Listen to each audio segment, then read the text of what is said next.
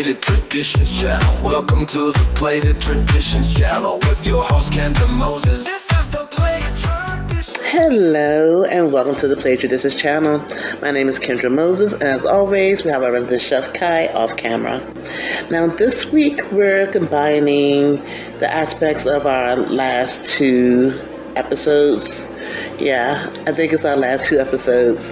Both of those episodes, everything's basically connected, but we did talk a lot more and focus a lot more about tradition last week in order to really encompass the ideal and mindset about the word mistake in the culinary terms. And again, like I said last week, we talk a lot about traditions because play traditions.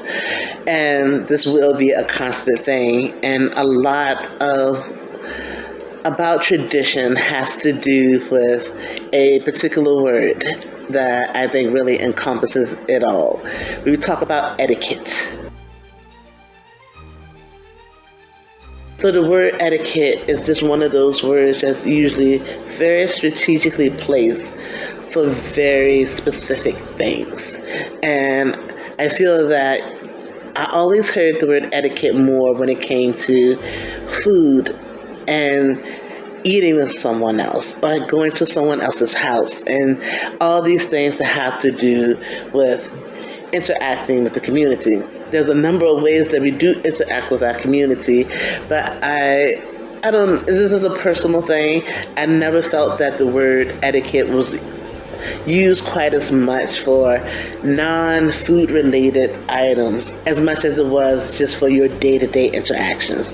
Maybe a close second would be job etiquette, but it's just one of those words, and you think maybe it's not used that much because it's one of those kind of flowery words, more sophisticated tone to it, and you just don't give it any thought. All you know is about an expectation. You never had to call it etiquette, but when you go down and do the list of your expectations, it has everything to do with the definition of the etiquette. When you go out amongst each other, when you walk amongst each other, you expect one another to be mannerable of the environment and the space around you all, which means each other as well. Even if you're just walking down the street, it doesn't necessarily have to be a long-held conversation, maybe not even a salutation for what it's worth, but just knowing that you have the expectation of walking down the street without being chastised, attacked, criticized, being intentionally bumped into, or having any type of malice against you just because you're out and about. This is an expectation, a societal expectation across everywhere in the world. This is something that you expect. Now, depending where you're from, depending on the circumstances, depending on, I guess, your sense of deep realism, you are aware that this will not always be the case. But instead of expecting something to be wrong all the time, you be cognizant.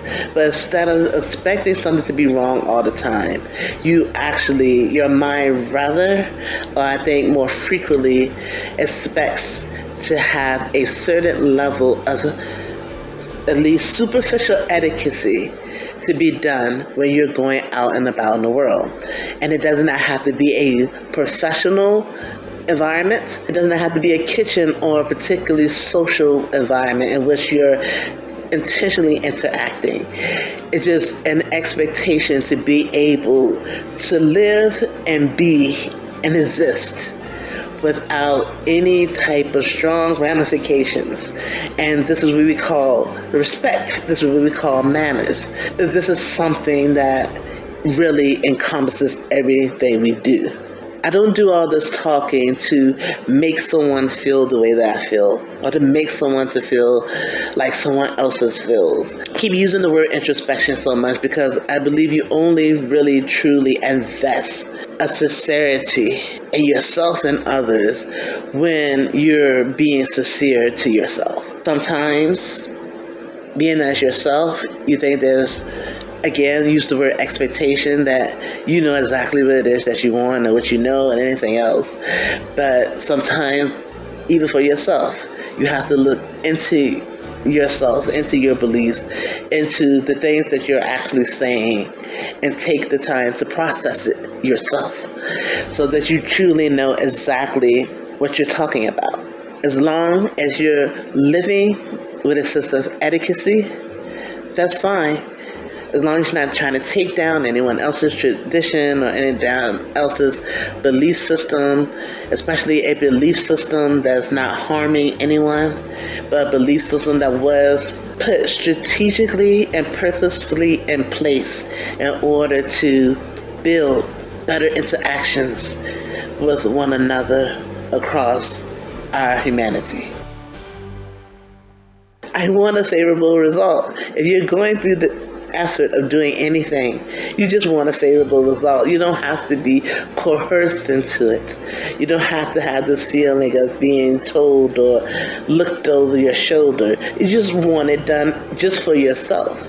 That's the whole point. That's why you're going through the whole motion, period. All types of things that happens with the human body, and we're usually so focused on things like puberty and getting old, so we're just thinking about things like maybe your cracking knees, your gray hair, anything else, but we don't really think as much that maybe your taste buds are just starting to change. They're either maybe evolving or maybe just deciding doesn't want that anymore. Or maybe it's a food whisperer type of thing, and your food whisperer is telling you, yeah, I'm going to affect your taste buds for this because this is not helping me. Or I'm going to try to coerce you to this food because this will help me. And we don't think that our body goes through these different changes from even things that we call a minute level. And so even things like your taste buds over time can gradually change or drastically change depending on how it happens, or depending on when and if you pay attention to these things. So if you're not paying attention and then all of a sudden it comes up on you, you said, no, you might think this is a drastic change, especially if you go through this again and you still say, I still don't like this. Why don't I still like this? This used to be my go-to. But these things happen. The body changes often, very, very often, for more things than just what the pharmaceutical companies are putting out there, more than what the growth and human hormone books are putting out there. I mean, your body is constantly going through different changes. And that's why I always stress, that's another reason why I always stress that your play traditions are a very introspective thing, because sometimes as respectful as you are of your traditions, as they include certain aspects, especially food aspects, and you find yourself developing an allergy, or you find yourself just not enjoying that food taste or what have you, there is usually some sort of forgiving element in which you can, especially if it's a health detriment to you, where you can still have your respect for your tradition, but avoid the thing that will cause you any type of harm, or even to avoid the thing that your taste buds are just not going for it anymore. I'm sure there's something else. There's one thing I know about traditions. There's rarely just one set dish for a culture's tradition. So there's usually something else that I'm sure you could partake in and not feel like that you're abandoning or forsaking your tradition. But sometimes as you also grow and do things and do other things, or maybe become intermingled with other cultures, because now you're a set family or you're in a set environment now, and you don't want to keep things segregated and separated. You want to intertwine the experiences. And so that will be a time where you will be effectively tweaking or expanding your expectations when it comes to the etiquette of you partaking in your tradition and the traditions of those around you. Etiquette doesn't necessarily mean just being very certain and being very precise, and it has to be this way. Etiquette is just basically, this whole purpose of it is just be mannerable, just be respectful and cognizant and as knowledgeable as you possibly be, so is that you are giving and receiving a welcoming feeling that may or may not involve food, but it does involve the people and environment of sense. Because that's the whole point of etiquette. It was always a word that means respecting those around you. And there is a way to do that, and there is a way to do that, especially if you have combined cultures coming together. It doesn't have to be as hard as it may seem sometimes. Our differences doesn't have to be necessarily that dire. Even in a pinch, I have heard of certain cultures, like for example, we have people of the Jewish faith and we have people of the Islamic faith. The Jewish faith, you hear the word kosher a lot. And the Islamic faith, you hear the word halal. Now, depending on where they are, then the etiquette for where they are may be they're not going to chastise them about their religion, and they're not going to chastise them about the way that they do their practices or the way that they pray. But the etiquette might not extend so far as to having establishments that are primed and ready for halal foods, or established that are primed and ready for having kosher foods. Because these are things that are done in a very unique way about how the food is prepared. There's more ritual behind it than I think many of us are aware of. And they're just not just words that are just placed there. There are certain ritualistic procedures that are done to these foods, for these foods, that makes them kosher or that makes them halal. But even with that in mind, with them being two separate religions, it is not uncommon for, in a pinch especially if they're a restaurant, a little mom and pop place or whatever, or depending on, like I said, the etiquette, you may have a community and environment that is very respectful of them, not judging them whatsoever. But unfortunately, they may not have establishments that prepare the food to that particular requirement.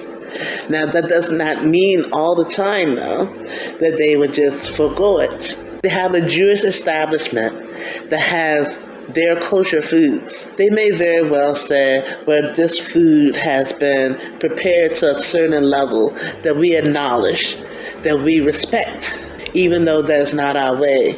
And we will be comfortable enough to take the way that their food has been made into this kosher fashion and said that we will use it. And we will still call these foods halal, which basically means lawful or permitted. And this can have a reverse effect as well. If someone of the Jewish faith is having difficulty finding a kosher establishment, they may look to a nearby Islamic establishment and say where their food has been done to their standards to be called halal. And we respect that and accept that enough that we now in our pinch, we now just as a commonplace thing, because we share this community, we will accept their goods and it would be called kosher for us. And when I said I don't believe that a lot of people are aware of what makes a food halal and or kosher, not just a certain cut of meat or just meaning it's not pork or something like that. These things have actually been quite literally prayed over amongst other things and these two respective religions' way. I find that interesting because when I also heard about situations where, in particular with these two religions, sharing a similar community, and they were okay enough with going to each other's food interchangeably. It reminded me of what my grandmother said. My grandmother brought all her children up in the church, but she was never really pushy. She would never be someone to really never scream Jesus Christ or God into your ear every 2 seconds. She never was one to really yell prayers at people or anything else like that. She was very reserved with her faith, and it had nothing to do with fear or shame or anything else like that. She was just, I guess, comfortable enough about her faith that she didn't really feel like she needed a bunch of glitz and glamour or bells and whistles or anything else like that. She just went to church, she just read her Bible, and she just was genuinely her the whole time. This has always fascinated me because I've seen a lot of different ways that people have practiced their faith and attempted to share their faith with others. And admittedly, even with myself, like I said, we all grew up going to church. And you went to church until the time that you decided that you're either going to go your own self, or you might decide that I'm not going to keep doing it. And so, like I said, it was never really a pushy type militant thing. And I love that because I didn't feel like I was really forced into a certain feeling. It was never that feeling of making you feel lesser than. Never that feeling of what she liked to call, what other people are really proud, a puffed up chest about her having this particular feeling or faith or anything else in regards or in maybe contradiction to someone else. And I absolutely love that about her because that forms so much of who I am. I have now came across so many different religions and so many different people. And by her being the way that she was and teaching her children, my mother, the way that she did, which extended its branch to me, I am so glad and grateful that I don't have a state of mind in which I feel like there is a right or wrong religion, because that would have taken so much respect away from people who truly deserve that respect, because I didn't look at them by their religion. Now, because of etiquette, because of a generalized respect just for them being a human being. When I learned about these things, and I learned about slight adjustments you may have to do to make sure that you're being as mannerable as possible. But these were still good people. These were still regular people too. It didn't mean that they was on some different plane, or they didn't have the same sense of humor that I have, or anything else. They didn't, none of those things came into my mind because of her calm nature when it came to religion and the practicing of it. I say all this to say this. To go back to the interchangeable way that sometimes halal and kosher food is used between the two faiths. There was one thing my grandmother always said when it came to etiquette, especially like table manner etiquette. She had 5 children, and they would wonder, because they went to other people's houses, and other people's houses you had to stop everything and bow your head and hold hands and everything else like that. And so one day, one of my aunts or uncles asked her about this, and she said, "Sweetie, that's not necessary. The food made it to the table. It's already been prayed for." And so when I got older, to hear about a pretty much literal interpretation of that expanded past a interpretation of my grandmother saying that took everything in her power, all the hard work, the sweat, I'm sure the constant prayers in between here and there to get things done and ready. It's already been prayed for. And that's just like looking at things from the simple everyday working class point of view. When you think about how much you did bargain and scramble and scrape to get food on the table. And when you got it there, even just before you even placed it before your loved ones, even before you placed it before yourself, you said, thank you to whoever deity you pray to. And that's how I always interpreted when I heard it when I was younger. Then when I got older and I learned about all the things that truly make foods halal in culture.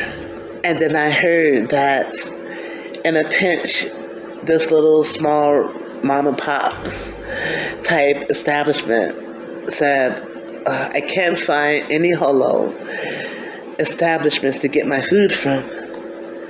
But they had a Jewish establishment nearby who had kosher foods. And they said, well, this will do. This will be good enough. This will be halal. This will be permitted. This will be lawful for my faith. And then you hear about a similar situation for the Jewish community, which there are two communities or two faiths that are sharing one community. And they're respectful enough to know what goes into the process of what makes something halal and what makes something kosher, irregardless of them practicing separate faiths. And being that prayer has something to do with each type of food either being halal or kosher. And then I learned about that at an upper age. And then I reminded immediately of what my grandmother said. It's already been prayed for because the food is there before you on the table. So essentially, my mind is intertwining something that my grandmother said, just for, like I said, regular run-of-the-mill living. No real deep faith involved type thing, no pushing anything down anyone's throat, but just a simple way of life and being. And to hear that statement basically being used for two faiths sharing in one community. And they said, essentially, I will take your food because it's kosher, because I cannot find halal. I will take your food because it's halal, because I cannot find kosher. And they're basically saying either one is permitted because it's already been prayed for. It's already been prayed over. And I find that absolutely fascinating. And that would really draws in, at least my interest, into the whole aspect about food and tradition. And so this has everything to do also with etiquette.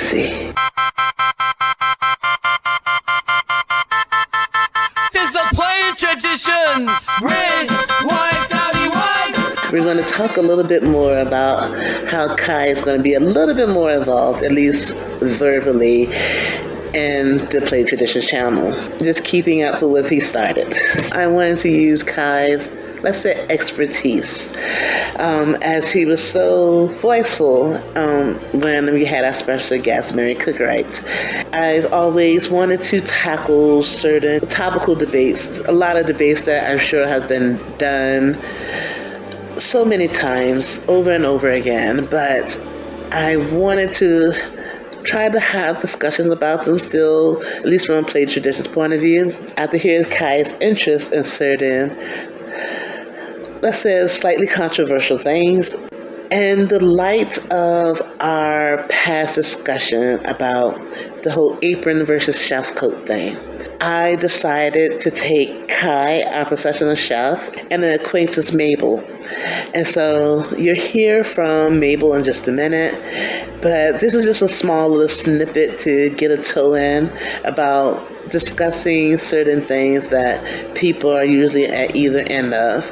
And I just wanted to use their two separate point of views, try to separate myself particularly from these conversations. Kai, like myself, is still very much so quite introverted, even though he can be quite voiceful at times. So he still will not be on camera.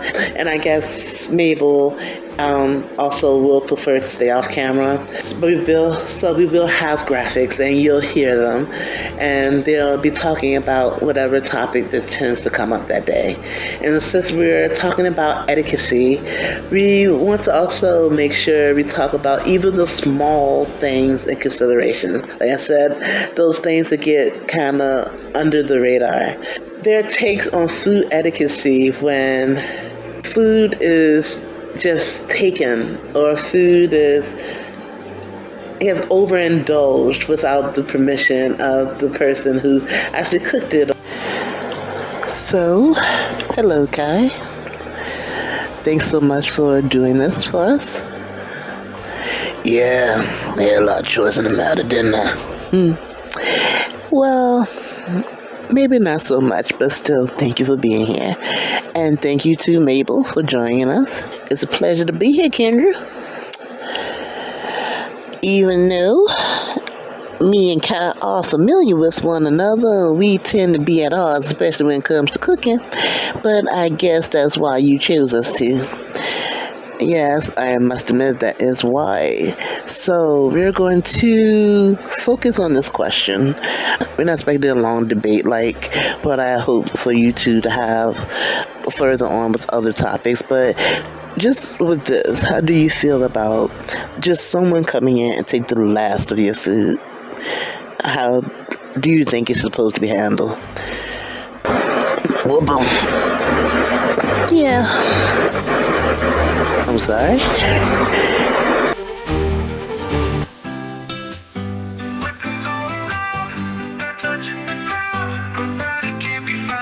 They know it's coming now. My brownie can't be found. Oh, what they eating it now? They know it's now. Their feet patting the ground. Oh yeah, they running around. Their mouths got really brown. They taste the chocolates down. Whippings all around. You know they're covering ground because they're hearing the sound. That whippings all around. The weight getting them down. The brownie's gotten them found, but it was worth it by now. Whippings all around. You know they're covering ground because they're hearing the sound. That whippings all around. The weight getting them down. The brownie's gotten them found, but it was worth it by now. Whippings all around. You know they're covering ground because they're hearing the sound. That whippings all around.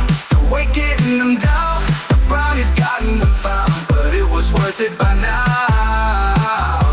The whippings all around. They're touching the ground. A brownie can't be found. They know what's coming now. Weapons all around.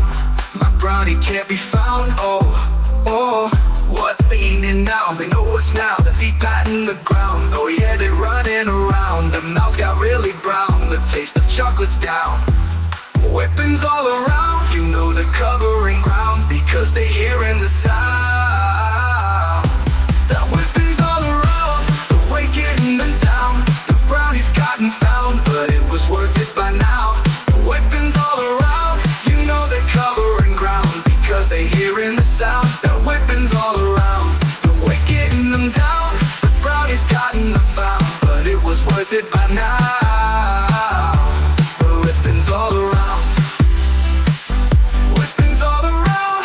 They're touching the ground. The brownie can't be found. They know it's coming now. Weapons all around. My brownie can't be found. Oh, woo! Champion! Weapons all around. You know they're covering ground because they hearing the sound. That whipping's all around. The weight getting them down. The brownie's gotten them found, but it was worth it by now. Whippings all around. You know they're covering ground because they're hearing the sound. That whippings all around. The weight getting them down. The brownie's gotten them found, but it was worth it by now. Whippings all around. The weight getting them down. The brownie's gotten found, but it was worth it by now. Whippings all around. You know they're covering ground because they're hearing the sound. That whippings all around. The weight getting them down.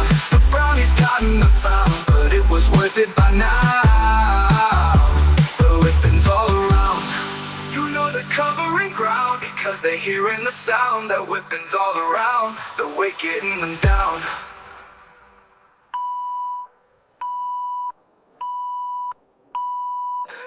A whipping's all around, they're touching the ground. Her brownie can't be found, they know what's coming now.